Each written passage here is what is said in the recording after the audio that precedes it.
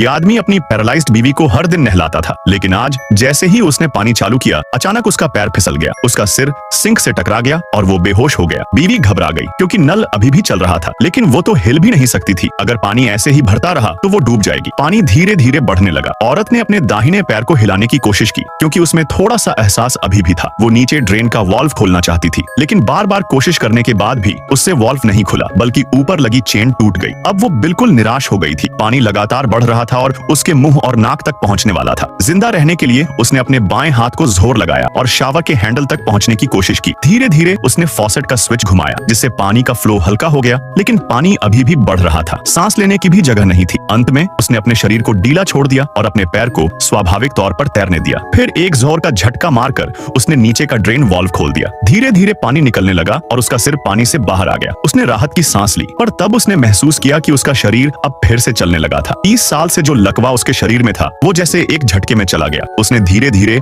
अपने हाथों से टब के किनारे पकड़े और उठने की कोशिश की, पर जैसे ही वो खड़ी हुई, उसका दिल एकदम से ढक रह गया। उसका पति जो बेहोश होकर गिरा था, अब वहां था ही नहीं। फर्श पर खून के निशान बने थे, पर उसका पति गायब था। उसने उसे डूबने से बचाने की कोशिश क्यों नहीं की? क्या वो जानबूझकर उसे मारना चाहता था? ये सोचकर उसने टब से बाहर आने की कोशिश की, लेकिन शरीर अभी भी कमजोर था और वो फिर गिर गई। किसी तरह घिसटते घिसटते वो बिस्तर के पास पहुंची और फोन उठाया ताकि पुलिस को बुला सके। लेकिन जैसे ही उसने फोन उठाया, उसने देखा एक काली परछाई दरवाजे के पास से गुजर रही थी।